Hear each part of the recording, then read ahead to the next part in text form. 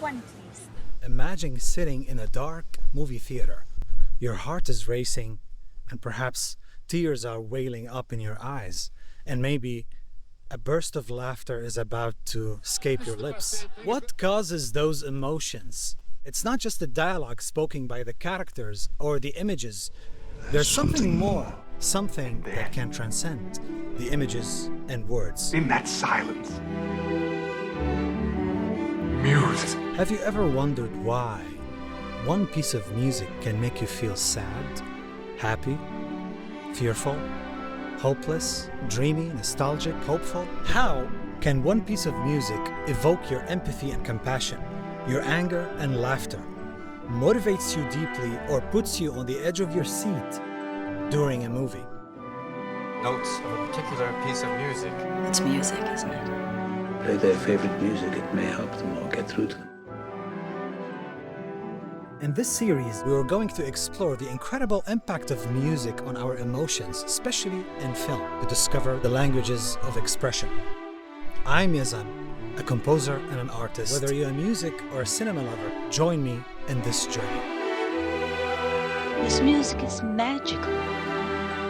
There is no music in the nightingale. Is it that music? But the notes on the staff are the language of our emotions and thoughts. Talk about music all day, it's really cool. Welcome to Synchrony. I am Yazan, an artist and a composer, and this is where we explore the fascinating connection between music, art, cinema, photography, storytelling, science, and more. Join me in this journey and let's explore together. The cinema-music relationship and bond, my friends, is as old as the age of cinema itself.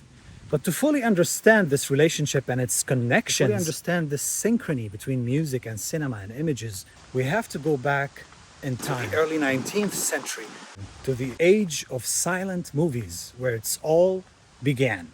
And now, let's travel back in time. Opening main door.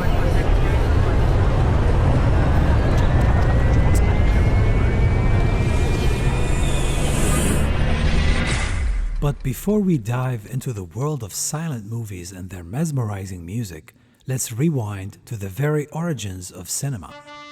It all began with an exploration of motion and photography, led by visionary inventors like The father of photography, Mr. Edward Muybridge. Known primarily for his early use of multiple cameras to capture motion, and his zoopraxiscope. From this moment forward, we only photograph nude subjects.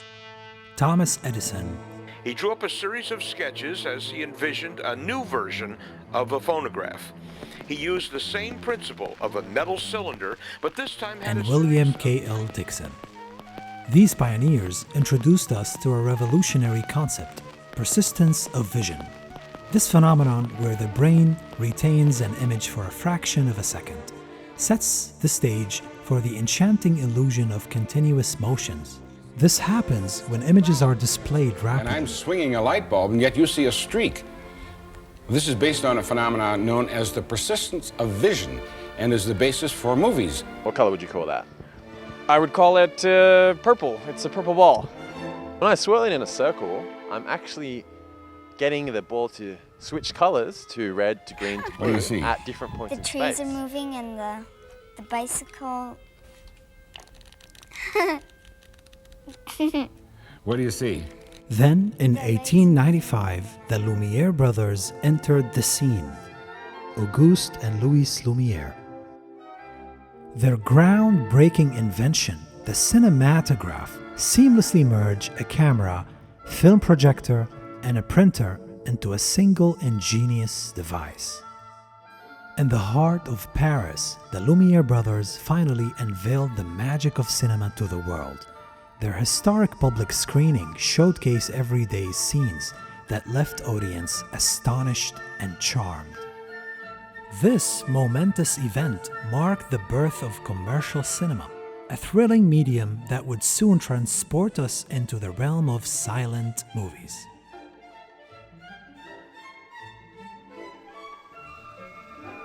Now mates, let's learn together how a cinema projector works and study just a tiny bit, the fundamentals. Shall we? Now, here is a motion picture film, 1,000 feet, 16,000 separate photographs. To throw the picture on the screen, there is a bright light with a reflector behind it to send the light rays in the right direction, and a lens to concentrate the light. The film passes a hole or aperture which lets the light go through only one picture at a time. There is another lens to focus the pictures on the screen. By adjusting the lenses, the picture can be made sharp and clear. Let's start the machine moving. The still pictures blur because they're moving all the time. And this won't do it all. We need something to hold each picture still long enough for us to look at it in between the changes. When the film is started and stopped in rapid succession, the eye sees the changes being made, and the result is streaks instead of movies. So we need a shutter to cut off the light while every change of picture is being made, and let light through only while the film is standing still. Surprising as it seems, you never see a motion picture while it is actually moving. The only time a movie moves is when the shutter keeps you from seeing the change of picture.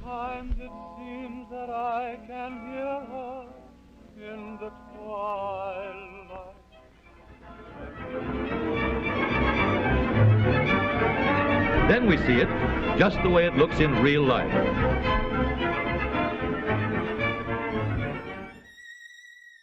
The birth of film music. And now, ladies and gentlemen, a word from our sponsor. Oh, we don't have a sponsor yet. And that's why exactly, ladies and gentlemen, we tremendously appreciate your support. To keep this series going, please consider subscribing, sharing the video, and leaving a comment. And I've just been told that all those actions don't actually cost money, electricity, or any natural resources. Thank you for being here and watching. Ladies and gentlemen, please enjoy. Just as the art But of if the program were to suddenly stop, now you would know why, wouldn't you? Just as the art of cinema was finding its voice, one big piece of the puzzle was still missing. But soon, it was about to be added to the equation. The dawn of film brought with it a thirst for enhancing the cinematic experience. Then, music came to the silver screen. In the early 20th century, as silent films enriched the silver screen, the live musical accompaniment became a vital part of the cinematic journey. Pianist first, then organist, but later on, even orchestras gathered in theaters, playing melodies that breathed life into the motion pictures. During this era, the musical score was often the classical popular repertoire or just born in the moment, with talented musicians improvising to match the emotions and actions unfolding before them. It was an era where music was as spontaneous as the flickering images on the screen. However, innovation was making big progress. Composers began to recognize the potential of crafting original scores, carefully synchronized with the visuals. The stage was set for a groundbreaking moment. It'll be our greatest venture into the world of cinema. In 1908, the world witnessed a historical turning point when the distinguished French composer Camille Saint-Saëns created the first ever original film score for the assassination of the Duke of Guise. This pioneering effort marked a transformative moment in the history of both cinema and music.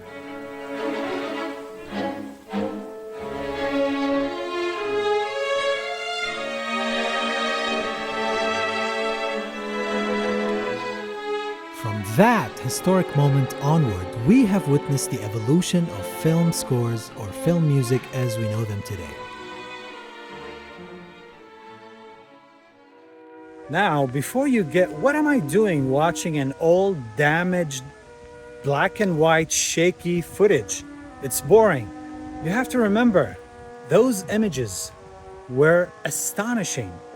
were shocking to those people at that time when they first saw them, just like when we saw in the 70s Space Odyssey 2001, or in the 80s then the Terminator, the Matrix in the 90s, and Titanic, the Lord of the Rings, Avatar. It's the same reaction. Those people had almost no cameras. Those things were astonishing to them, just like we see those big movies today.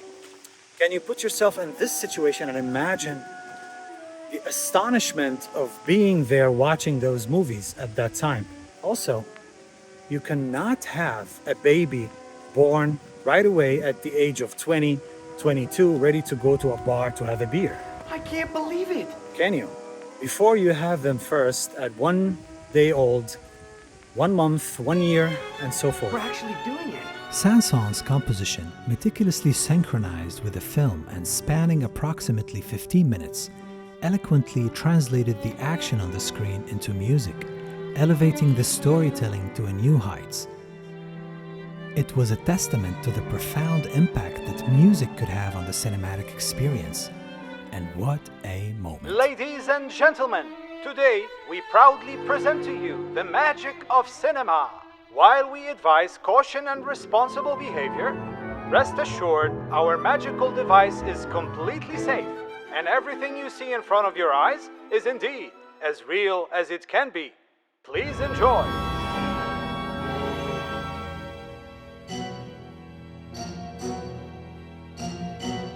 It's not a coincidence that those pioneers of composers of film music, early film music, were able actually to make this music and synchronize it with the movie and the action, because they all came from a theatrical background. Today, the legacy of those early film composers lives on, and it only gets better and better, much like fine wine aging gracefully over time. And by the way, this principle seems to apply to all great forms of art, in my opinion. Unlike science, where even though great ideas are built upon the past, the newest discoveries often hold the greatest value.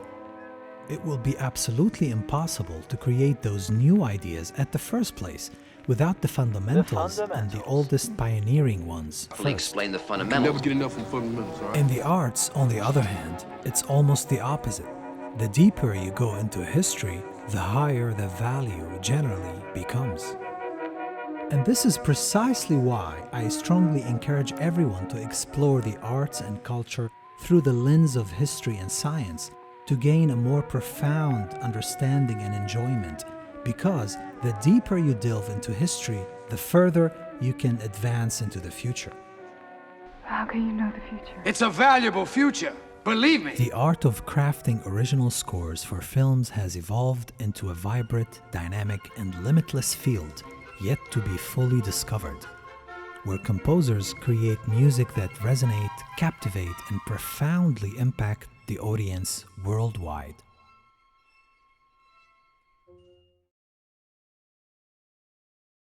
In the world of cinema, the marriage of music and motion pictures has produced some of the most powerful and enduring moments in the history of storytelling.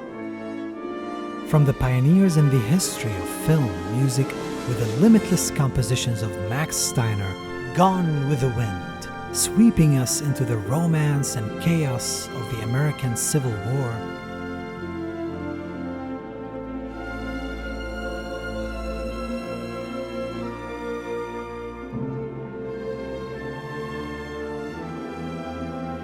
to Bernard Herrmann's eerie strings and Alfred Hitchcock's Psycho that made our heart race in fear and terror.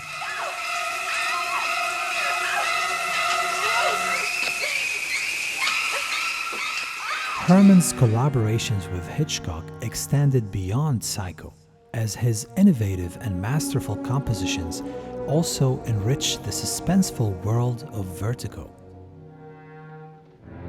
This time, Herrmann's music serves as a sonic guide, drawing the audience into the intricate web of mystery and obsession. His brilliant score for Vertigo not only added depth to the narrative, but also left an incredible mark on the world of film music, becoming a haunting musical masterpiece by its own that lives to this day.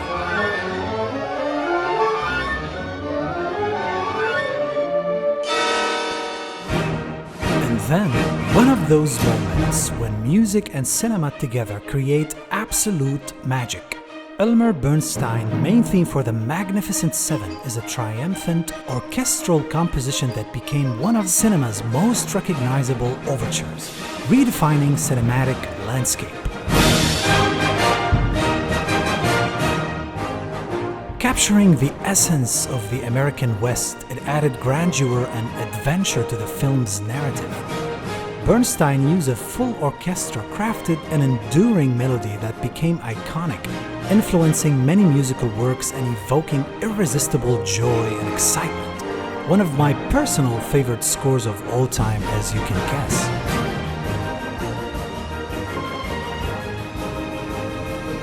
And then comes in the 70s the grandeur of Richard Strauss' Thus Spoke Zarathustra, along with Ligety's Requiem and Stanley Kubrick's 2001 Space Odyssey, brought us face to face with the mysteries of the universe. In the 1960s, John Barry's iconic music for James Bond films, such as Goldfinger and From Russia with Love, brought a charismatic and enduring sophistication to the spy genre. Nino Rota's unforgettable score for The Godfather, crafted for Francis Coppola's masterpiece, surrounded us in a world of power, family, and intrigue.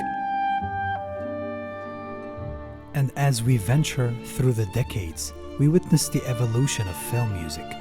The hauntingly beautiful violin theme in John Williams' iconic Schindler's List can force you into the misery and sorrow of the tragic, heartbreaking world of the Holocaust.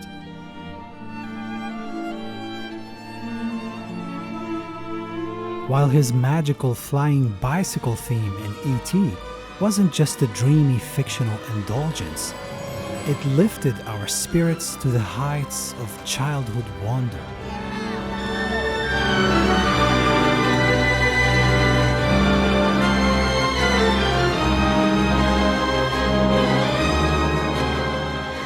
The Sound of Music, featuring the timeless compositions of Richard Rodgers and Oscar Hammerstein, captured our hearts with its soaring songs and the story of love and resilience. Ponies and crisp apple strudels, doorbells and sleigh bells and schnitzel with noodles, wild geese that fly with the moon on their wings. These are a few of my favorite things. Girls in white dresses with blue. Ennio Morricone's rebellious, sarcastic harmonica and Once Upon a Time in the West immersed us in a dusty, adventurous western frontier. Then Howard Shore's epic composition for the Lord of the Rings trilogy took us into Middle-earth, from the ideal Shire, home of bliss and tranquility, to the malevolent, shadowy, and the darkness of Mordor, seducing us to believe in the heroic quest of Frodo and the strength of friendship. Come on, Sam.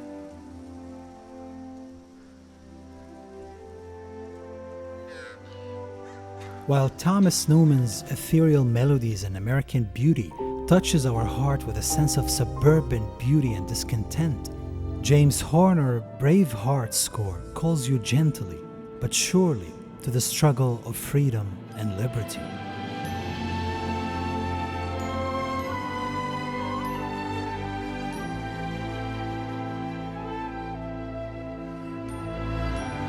But as we transition into the digital age, Hans Zimmer's dynamic racing score for Inception implant you into a world of dreams within dreams.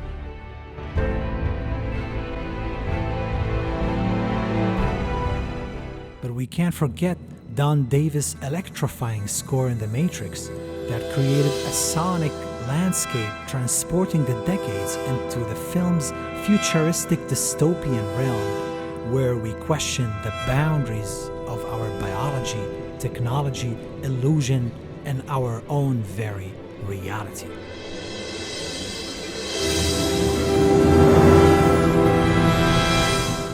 Algebra's like sheet music. The important thing isn't can you read music, it's can you hear it. Can you hear the music? Oppenheimer stands out as a cinematic masterpiece for its compelling storytelling, stunning visuals, and particularly for its evocative score by Ludwig Göransson. The score meticulously waves through the film's complex narrative, highlighting its emotional depth. Göransson masterfully enhances the tension and the moral dilemmas faced by the characters, balancing the monumental scale of their scientific achievements with their intimate personal inner conflicts. His distinctive use of solo violin, strings, synthesizers, and rhythmic variations enhances the film's immersive experience, but also delves deep into the nuances of Oppenheimer's inner psyche, mirroring his thoughts. This profound connection to the character's internal world contributed to the score's well-deserved Oscar win. How glorious is film music? Those were just few of those incredible cinematic historical moments that we all witnessed in the history of cinema and will continue to do so. We are reminded every time we see and listen to those pieces that notes on the staff are not just notes, they are the language of our emotions and thoughts. We will always remember and recall when we first saw those incredible scenes on the silver screen. Music will continue to impact us, to inspire us, to connect us all, to make us cry, laugh, dance, fall in love, synchronized with the visuals and the motion pictures, synchronized also with our thought and emotions. Every time we hear music and film, we are reminded that the notes on the staff are the language of our emotions and thoughts. Join me in the next episode to discover even more, to dive deeper into the fascinating connection between music and film, because the story of Synchrony, the story of film music has just begun.